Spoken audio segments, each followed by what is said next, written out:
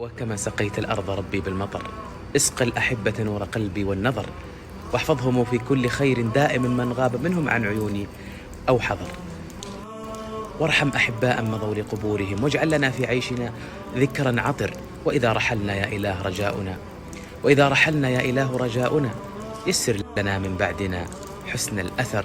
ودعا الأحبة للأحبة دائما، اسق القلوب جميعها مثل المطر.